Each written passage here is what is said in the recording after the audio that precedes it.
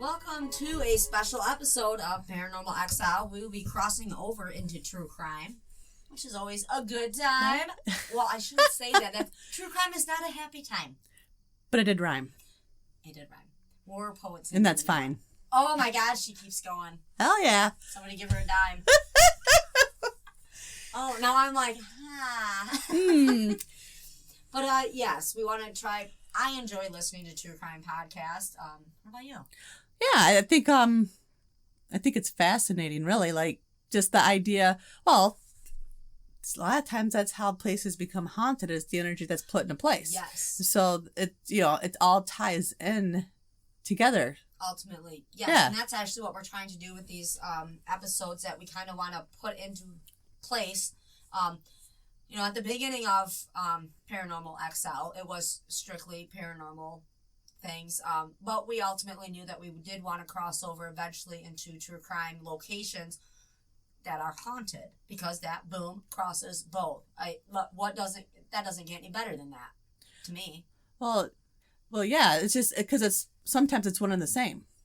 Yes, because you want to know the history of a haunting. I know I do. Like, okay, why is this child here haunting this location? Oh, I get it now. Paranormal is, to me, 95% history. It is, because there's at any given house, they're not the first people that lived there unless they are literally, built that house. But even if they built that house, there's still energy tied to the land. Yeah. That land's been there for forever. Right. So they weren't the first people to walk on it. They're not the first energy to seep into the soil. Yeah, there's so much that's connected to places. There is, and I don't want to say we ignore that, but we overlook that a lot when we see a place. Oh, that looks cool. That we keep driving or keep going, or whatever.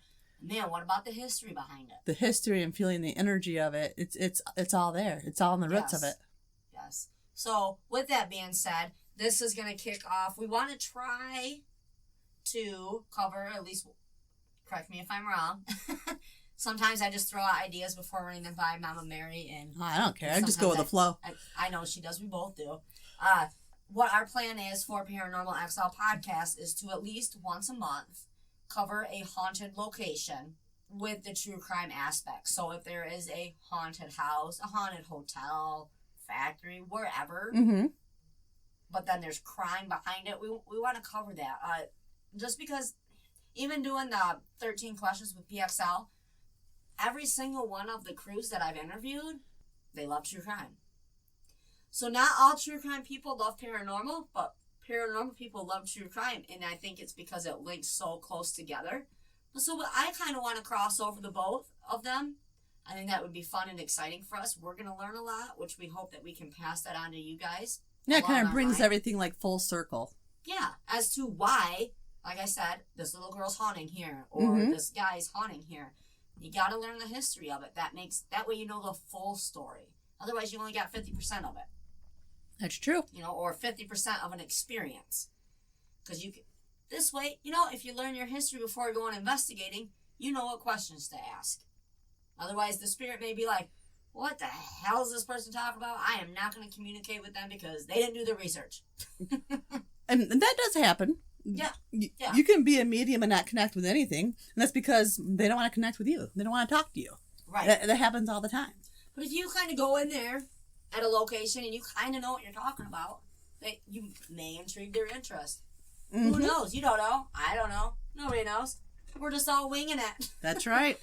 We've had... Fake it till you make it. That's right.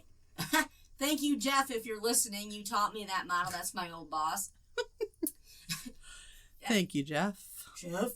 I hope he's not listening. I hope so, too. Like, these women are batshit crazy. Oh, he knows I am. Oh, okay. We're good then. He actually is the one that told me about that garden that I went to go see on the east side of the state. Oh my God. All I can think about is Raymond Gardens because that's where Destiny liked to go in Iowa. Oh, that one that had the cool things with all the 50 states. Oh, okay. I still don't know the name of it, but...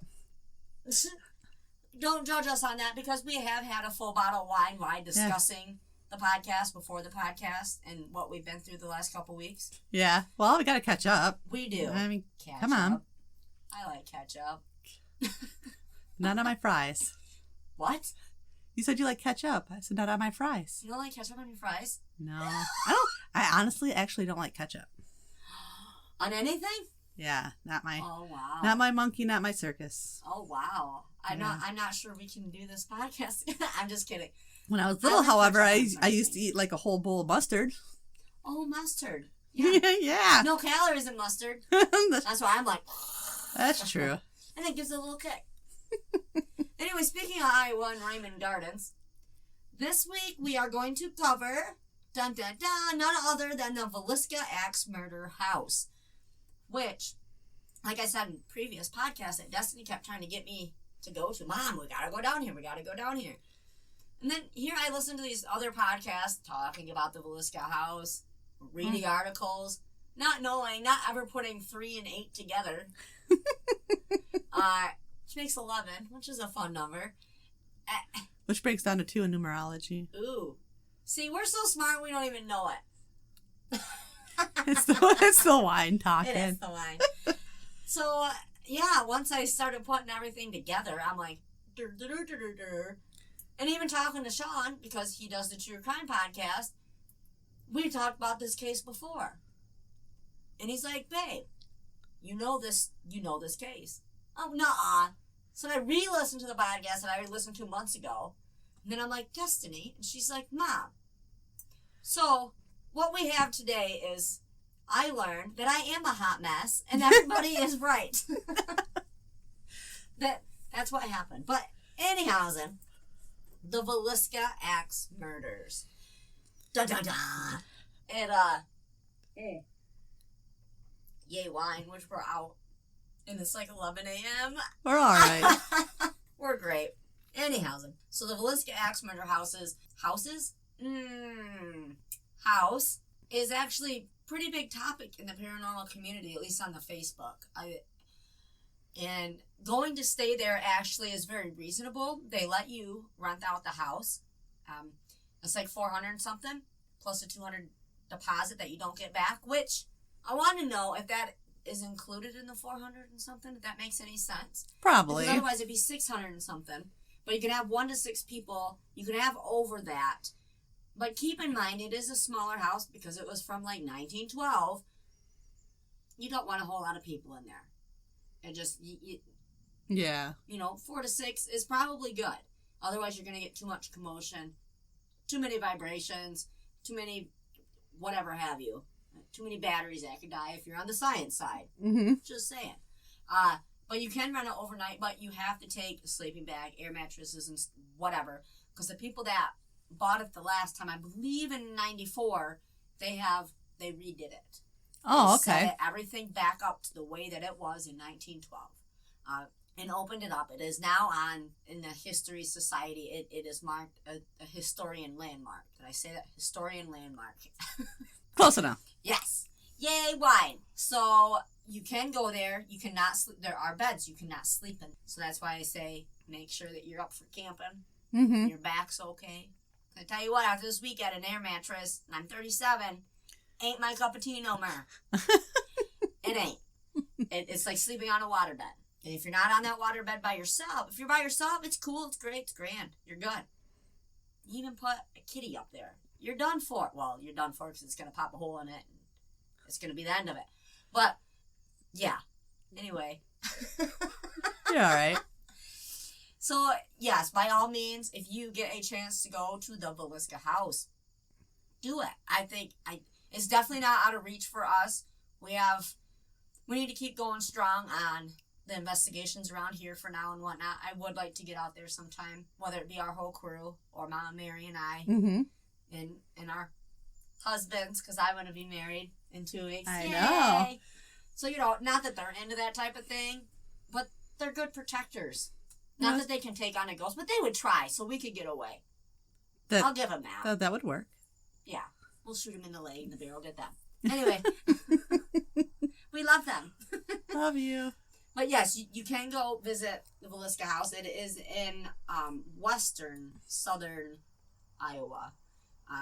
Some of the other podcasts that I listened to said it was in the eastern part, but it is not. It is in the western corner. But it is within, because we are Midwesterners? Yeah. I think that's what they call us. Midwesterners. It's a drive away. There's a meme on that says, if you live in the Midwest, they're like, oh, that's only a day drive. Where people anywhere else would be like, oh, that's an airplane ride. No, it ain't. You get in your freaking car, and you make all the stops you can on the way. You take advantage of that trip. That's why I am okay with driving places. Because if you know ahead of time, I'm all about spur of the moment road trips. Those are cool too. But give me like at least a week ahead of time. Because then I'm going to be like finding all the cool cemeteries, the old ones, the cool haunted locations we could find, the oldest places. You know, it isn't just about all paranormal, but the history in it too. Yeah. It's take your time. And there's a lot of history out in the Iowa way. A lot of people just think, oh my God, it's cornfields. No, there's like old Western towns out there, abandoned towns. Just, there's a lot of cool shit out there. There really is. I lived out there for a few years. That's, forget that I said that. Moving along. Anyhow, and back to the Villisca Ax Murders. So, how we're going to attempt to do these episodes is I'll cover the history and then the murders, and Mama Mary is going to cover the paranormal experiences after the murders and people that get to go there and the stories, the myths that go along with it, that type of thing. Now, I'm going to say this at the beginning because I'll probably forget at the end. If you have any cases that you would like us to cover, email those in. Yeah, that way we have more to talk about. Yes. More options. But then we are telling you stories that you guys want to hear. Facts that you guys want to hear as far as the murders go, or let's say a strange fire happened. Now that location's haunted. The house is burned down. It isn't just the house itself. It may just be that location that's haunted because that's happened. Stories say. Email us in. It's paranormalxl at writeme.com. At writeme.com. I got it. Just give me that. All lowercase. Or send us a personal message on our Facebook page. Yep. Which is at paranormalxl, or you can just look up paranormalxl. It'll bring up the page too. I'm not for sure. I get so confused on all the social media. Moving on. So, let's go back into time. Yeah. Does that sound good? Yeah. Let's go to 1912. Ooh. That's my time machine noise. We need another bottle of wine. I know, I don't have one. We're going to have to go back in time to this morning. Rewind. I have a backup box in my refrigerator in the garage. That's good. That's not good because it's at home. Anyway, we are back in 1912. They do not have boxed wine yet. Maybe they do. Maybe they don't. I don't know. We'll have to look into that. Research. So I'm going to let you guys know right now. So this may be all over the place only because I did wait until the last minute. I know the basics of this case just from listening, like I said before, to the other podcasts and stuff. What I did not realize until I started digging in, that there is a shit ton. I'm going to swear in this one because this one is going to have to be explicit just because of some of the gory details that we do have to get into. Oh, yeah. So keep that in mind. Sorry about the language. Sorry about some of the things I have to say. They will be kind of hard to hear, probably. So with that being said, so in 1912, let's keep in mind in 1912, 1912, Villisca, Iowa. We have probably under 2,000 in population for Villisca, Iowa. It's a farm town. As most farm towns, or most towns are in Iowa, unless you get into like Des Moines. In the other bigger towns, you have a crap ton of smaller farm towns. I lived in a few of them. They were great. People are nice. They are friendlier. Probably didn't lock their doors. Yeah. Even back in the day. They are. You kind of get that southern hospitality when you go there. They're just really good people down there. Slow moving. I don't mean that in a bad way. They're just like... laid back. Not in a hurry. Yeah, they're just like, it's another day. I'm lucky to have this day. You know? Mm-hmm. I'm going to go farm some shit. I'm going to go do some other shit. Go plant some corn. Yeah, plant some corn. Then I'm going to pick it and then I'm going to sell it on the side of the road. I tell you what, you won't get any better, fresher corn than getting it from one of those little side produce stands in Iowa. It's one of my favorite things to do. Or eat. Because then we had to shuck it. And I'm not a big shucking fan. I'm not a shaker either. Shaker? Shooker. Shooker. You gotta shook that corn. It's good corn. You hit those... I remember driving at night. You gotta shook the shit. Yeah, you gotta shook the shit. That's hard to say. Say that 20 times fast. Shook shit. You sound like Jimmer from Moonlight in Escanaba. It's a movie about northern Michigan or whatever. My Chevy shook a shit. Anyhow, we'll have to put that on the movie list because that's just a fun one. But driving at nighttime in Iowa through the cornfields and stuff, you get those big corn borers. And they're like overly fat roly-polies, and they smash on your windshield. Almost look like you were hitting full birds. Ugh. Oh. Yeah, so don't drive at nighttime because you're going to get those what do I call them? I have no idea. Not corn borers. That's what you call them, I think. Oh, sure, that's what we're going to call it. They're big old bugs, and they're in Iowa, in the cornfields. This is not a funny case. Why are we? We're just making it fun. Because that's what we do here at Paranormal XL. Oh, for anything, we're funny. Paranormal. That's right. We make a party out of the paranormal. That's what we do. Anyway, so we're back in 1912 here. Probably about June 9th, June 10th. Because it happened. The murders happened over that night. They don't have an exact time. They do know when the house was dark. And no movement because everybody had slept. So that was clearly the night of June 9th, June 10th. Which is around Dad's birthday. Huh, interesting. Also relates back to Salem. Yeah? Dang. Sorry guys about the Salem thing. That'll go on forever. So first and foremost, the Villisca Ax Murders were one of the most brutally known murders in America. Now back then, you got to take into consideration that we didn't just go around carrying handguns. We didn't have our Timber 9s in our pocket. Mm-hmm. We didn't have our Winchesters. We weren't just carrying around handguns. Well, it was the Old West, but not that Old West. But, so, when murderers wanted to murder, it was a weapon of convenience. So back then, to warm your house, what did you do? You cut wood. Cut wood. What do you use to cut wood with back then? An axe. An axe. Because we did not have chainsaws, because otherwise you'd be the chainsaw massacre, and this isn't what we're doing. So, yeah. Back then, it would have been like the handsaw massacres. Oh, Jesus.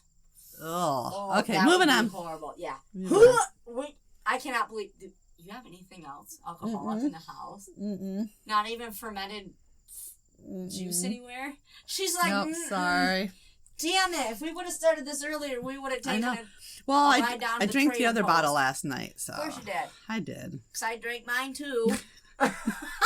Dad's always like, how do you go through all of it? I'm like, well, it's literally like just... If you're lucky... 2 glasses. Yeah, if you're lucky, you can get 3, and that's half glasses. And that's the truth, yeah. Yeah. Bottles of wine need to come bigger for people like us. Anyway. So we're in Iowa, and it's 1912. And we're seeing all these axes. Because that's how you heat your house. Yeah? That's how you make things. That's how you get your furniture. You're making it. Probably. It's not like you're going down to the Walmarts in 1912 picking out a couch. That's true. You're going to axe the shit together. Anyway, so everybody's got an axe in 1912 because that's how we can stay warm. And in Iowa, I'm going to tell you, because I know from experience, winters fucking suck. The snowdrifts there get at minimum 6 feet. You can't look when you're turning corners.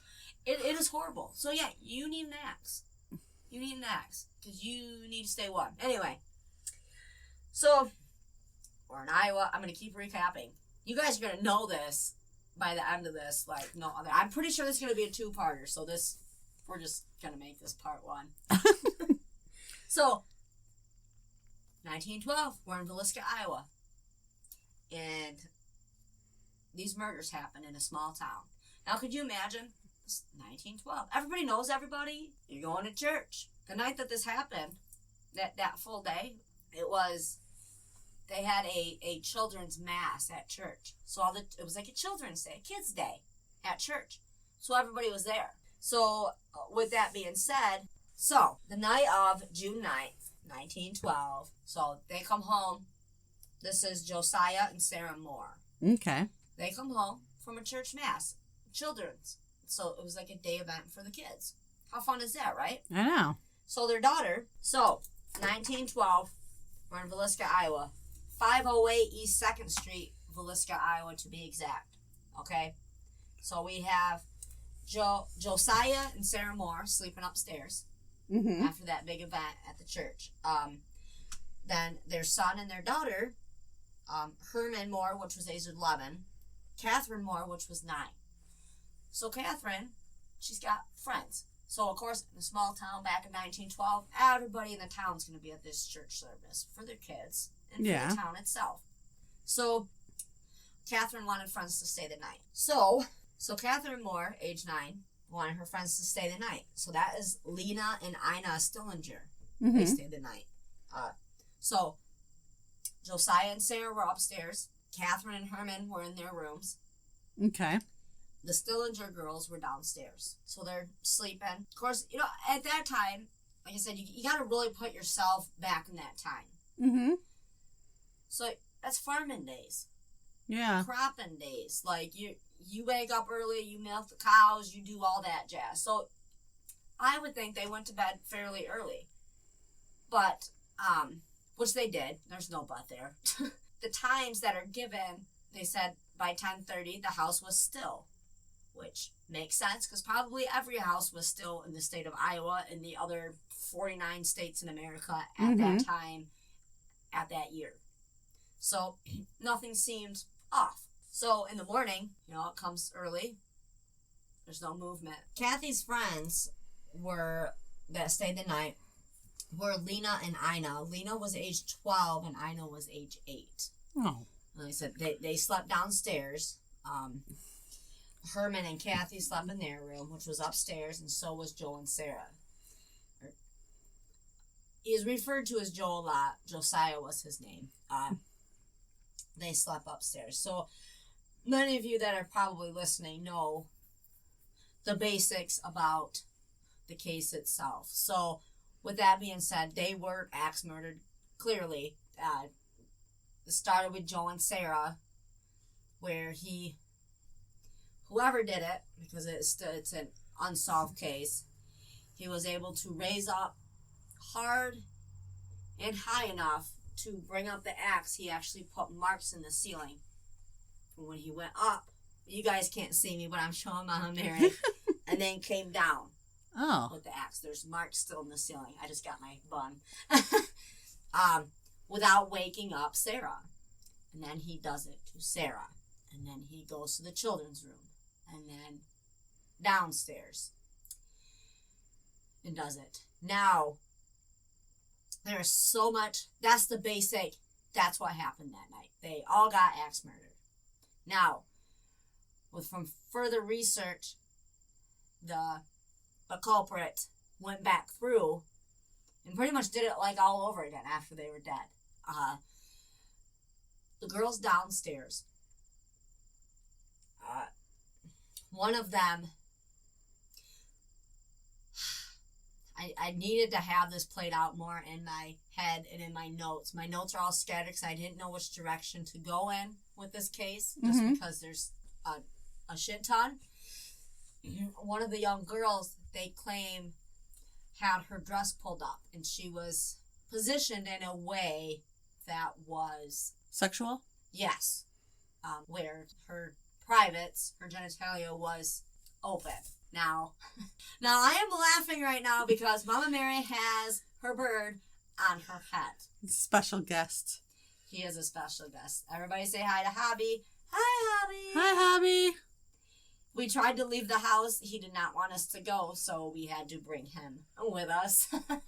Yeah, he kind of flew. He's so dang cute.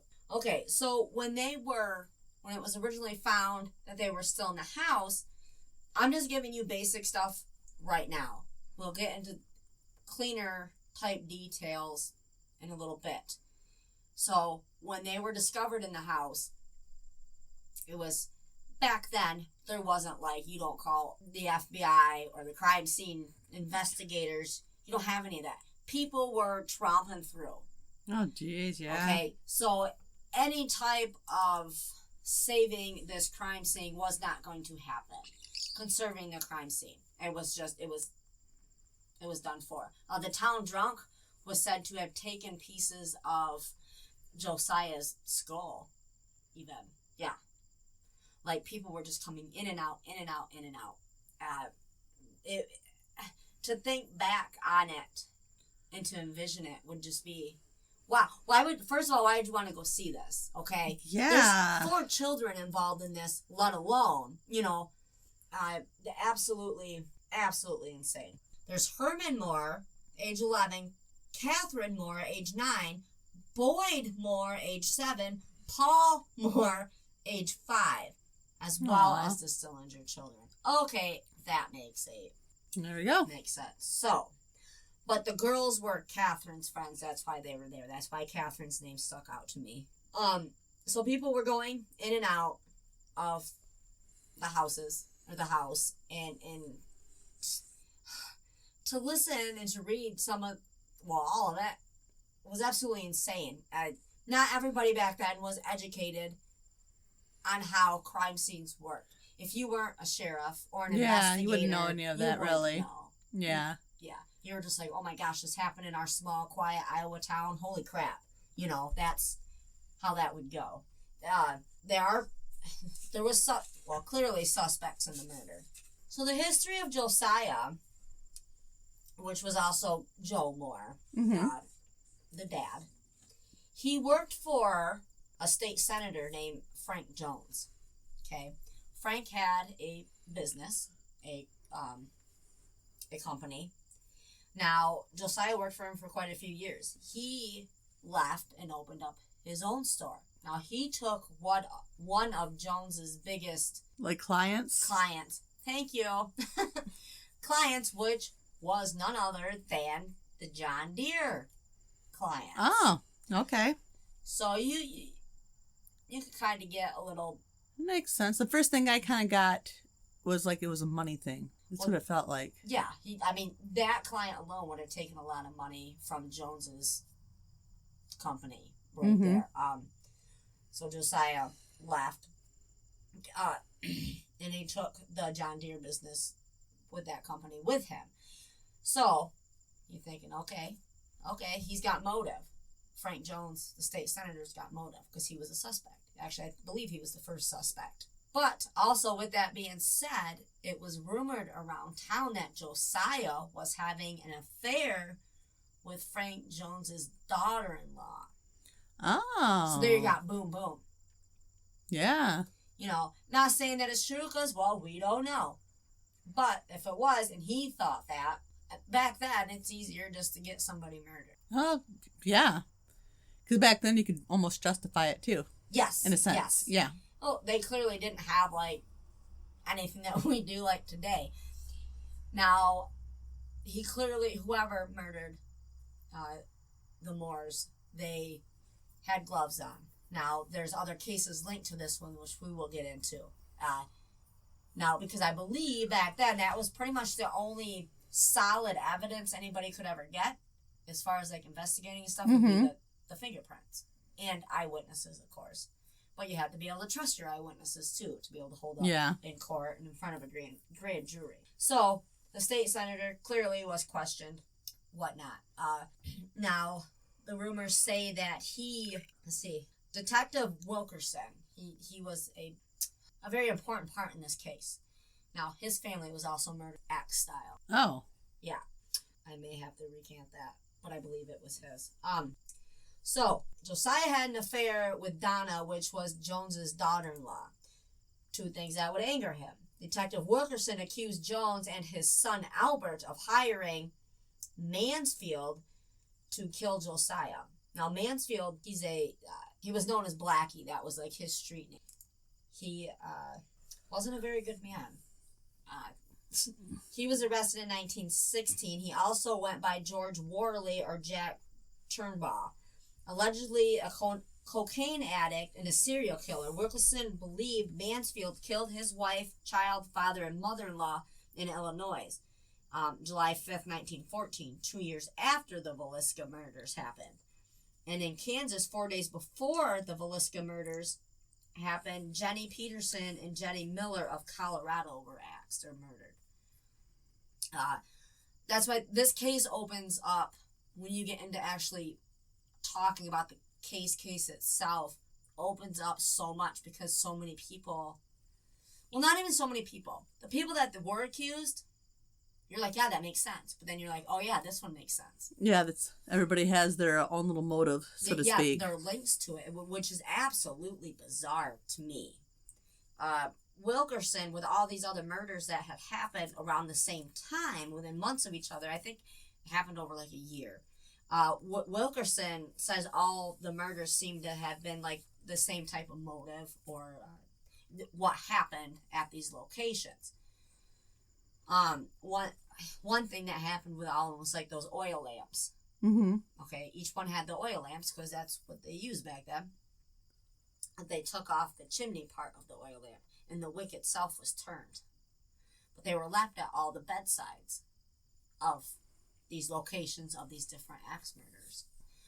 Now, to me, either somebody was trying to copycat and they heard of these stories, or it was all the same person. See, there's belief that it was just somebody that lived on the railroad, because all these towns were railroad towns. Mm-hmm. People would do it. Hop back on the railroad. Out you go. See, Mansfield, I do have more on Mansfield. I thought I had more on Mansfield. Another thing that all the murdered locations had in common were clearly an axe. But again, you think back to that time, that was a weapon of convenience. Yeah. So it was easy to get. But like Sean said, because we discussed this case, he's like, well, if somebody was a hired hand, like they thought the senator hired Mansfield to do it, why wouldn't they bring their own? Which I was like, you're right, but at the same time, why would you bring your own at risk of leaving it there or something happening? Yeah. When you know for pretty 99.9% sure that every household in whatever is going to have an axe, or he just picked that up because that was the closest thing, or maybe he thought he'd go in and snap all their necks. Yeah. You just don't know. But with that being said, it came out that in their barn, where the hay was, it looked like somebody had been laying in that hay. Oh. And then there was like a crack or whatever in the wall that led into like the house that like you could see in the windows of the house. So maybe it was a drifter, and maybe he was just kind of trying to sleep a night out in the hay in the barn. Mm-hmm. And he was like, "Oh, hey, here's an axe. Let's go at it." There's so many what ifs, because this is an unsolved case that makes you think and wonder. Yeah, for sure. And the hauntings or the activity that is said to have taken place in this house since then makes sense. I think the right medium needs to go there. Mm-hmm. And maybe they could get answers. Definitely. Or help them. Because those kids especially, it's really hard to talk about. It was hard to dig in more to that because they are children, and those young girls, with the way that one was left. Well, yeah, that makes you wonder too, is how did they sleep through all of that? That's one thing, that's a big thing through, like most people question, even nowadays, over 100 years later, it's, how did you sleep through that? So he must have, when he went and initially killed everybody, he must have hit them hard enough on that first blow. Now, they believe that one of the girls that was sleeping downstairs had woken up. Why? I don't know. Maybe her eyes were left open, or maybe because there was no sign of struggle. Yeah. Was a lot of it too. was something that was said. Not that the final report would say that, because like I said, so many people came tromping in this house after it happened. People wanted to look. People were curious. Mm-hmm. You can't be mad at them for that, because we don't know. That stuff just didn't happen in little small towns like that. Everybody knew each other. You know, and after that, it really messed up the town. You know, I can imagine. All these families sleeping together in a room, like all huddled together. And it's just tragic. And then having to go in and see some of that, and then not realizing, because one of the detectives came back out and said, do not go in there. You will never be the same again. Like, that was, do not go in there. You know, he warned them, and people went in, and of course it was bad to sleep after that, because that's what you envision. Like, oh, yeah, it's scary. It's scary. That is so scary. And those are humans. Those are people that you just went to church with the night before. Yeah. And then you're looking at all the townspeople, you know.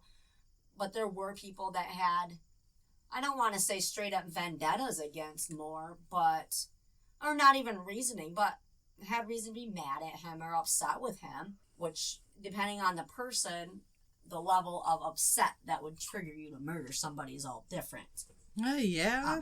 But another thing, besides the axes and the axe murders that happened around all in that year, where all the mirrors were covered. And I know they used to do that. Well, they would do it as symbolism of someone dying, but it would, so the souls don't get trapped. So it almost sounds like it would be somebody who had some kind of semblance of remorse. That was my first thought, too.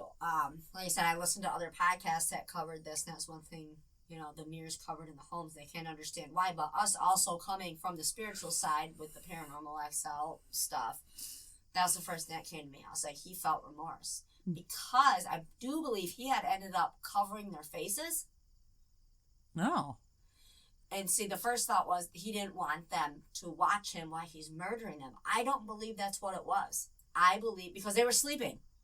How are they going to watch? No, it'd be dark. Will they be sleeping? You're not watching. He's bludgeoning them as they're sleeping. To me, it was a remorse thing.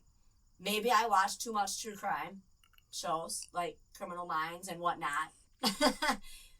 But I know that is a symbolism of that. And back then, people believed in the spiritual ways. They didn't necessarily call it the spiritual ways, but believed in stuff like that, where you would cover your mirrors. That superstitious belief, yeah. Yes. And that stuff, I thought that was a strange thing. Not strange, but I think it means something else from what everybody else has claimed it's meant. Yeah. Another thing was the burning lamps. Like I said, with the wicks and then the chimneys, the glass that are on top of it, were left at the end of the bed. Now, at the Villisca house, there was bacon wrapped in a towel left on the floor. Now, my fiance and I were talking about this. Now, he heard a different sick story about that. I haven't heard that. So I didn't know, maybe there was, I don't know, some symbolism in that, or maybe he was hungry. I don't know. The story that he heard is that, or had read, was that whoever did these gruesome murders masturbated into this bacon in the towel over the deceased bodies. Oh. And I'm like, okay, look, wherever you're getting your research, you need to quit. You need to stop. But strange things like that. But then I asked him, I said, now, back then, how would they know? How would they know? Did they have the correct tools and computer programs to say, yup, that's semen? Because, well, for the most part, it's clear. You're in bacon. It's greasy. You're in a towel that gets soaked in. That's a good point. I do know, like I said, one of the young girls were left in a not so proper way, a sexual way, which is super sad.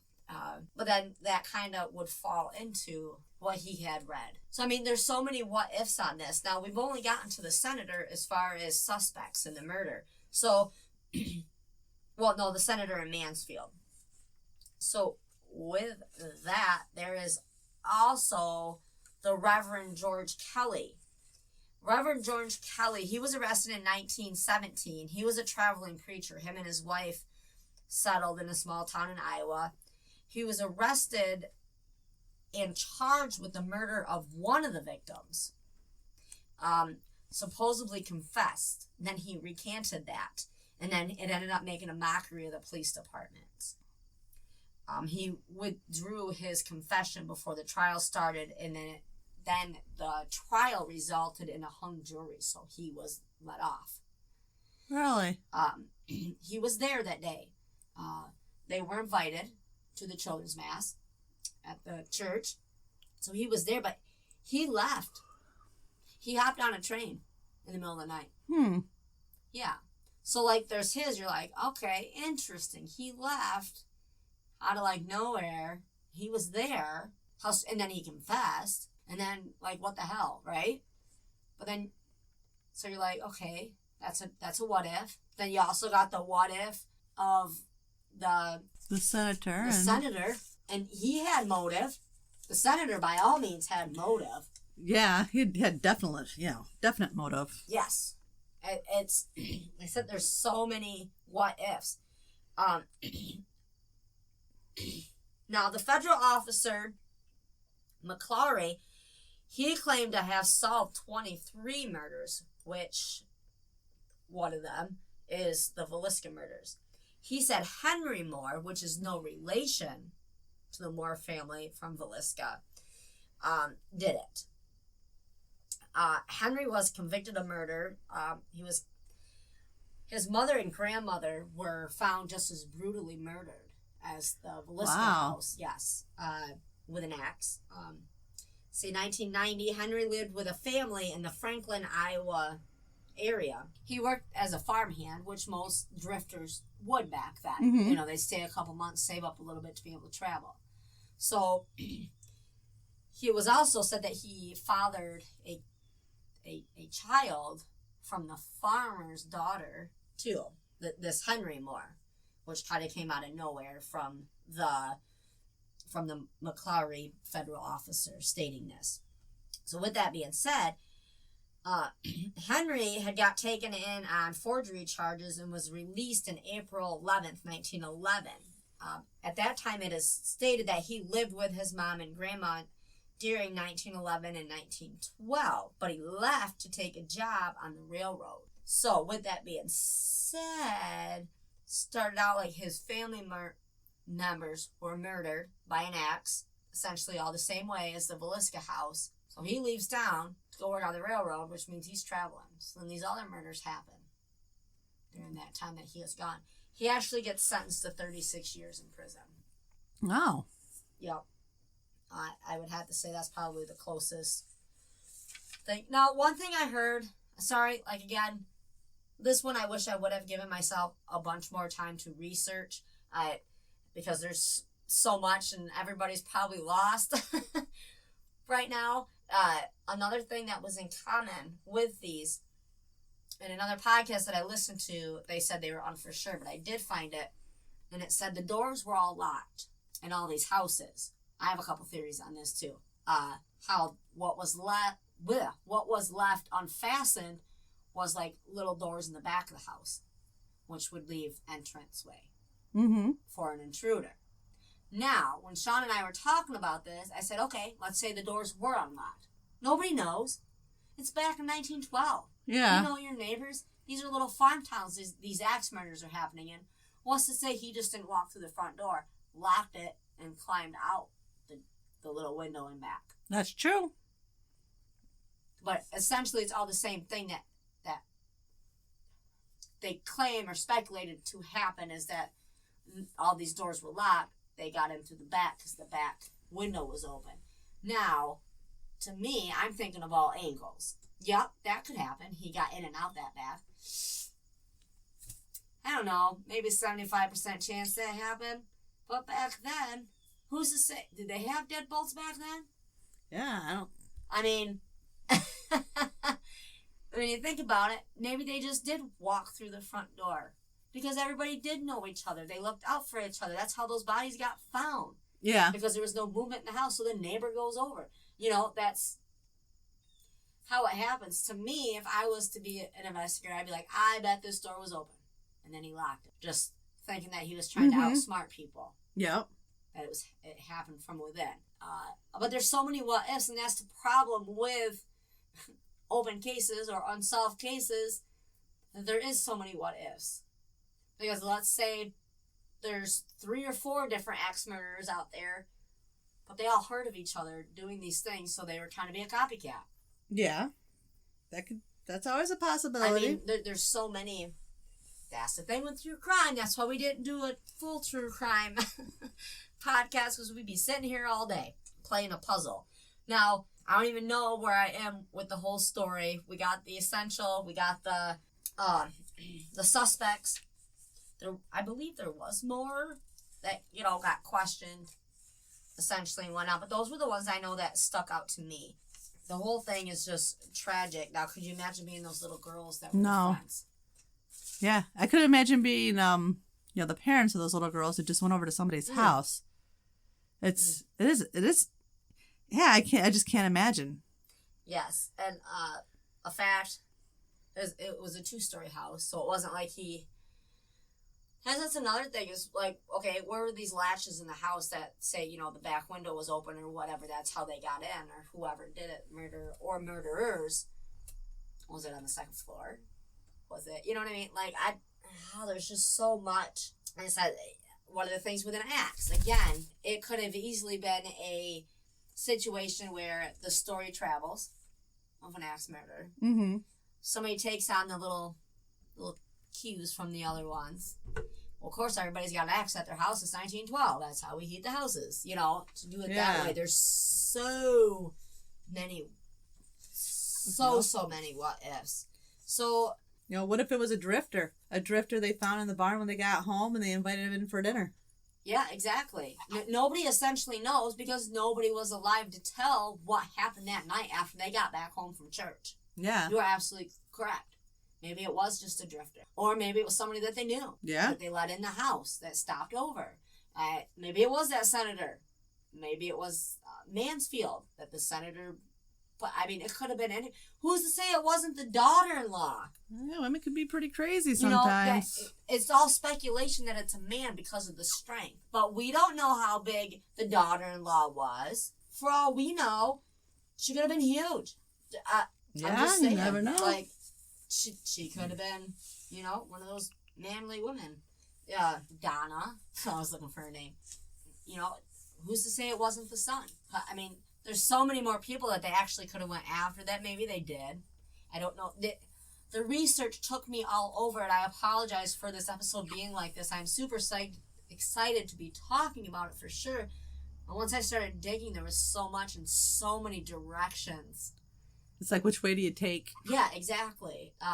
It was just crazy. Now, the kids being murdered, that's clearly probably the hardest part for anybody. Somebody, or if you want to know more in depth, or somebody that can explain it better than me, Mike Dash, he's an expert from the Smithsonian. He knows things. Just from the history, he's investigated the history. Same with, I want to get this name right, Ed Purley. But if you go to asked.com, he's done a ton of research over the years on this case, and anything you can want to know about is on this. I just didn't have time, because like I said, we could make a whole podcast series on just this case by going into everybody's story. Like, it's just crazy insane. So to know that there is hauntings there is no surprise. Oh yeah. It is absolutely no surprise, and some of the stories that have came from that location from over 100 years ago is absolutely insane. But again, the children. Let's see.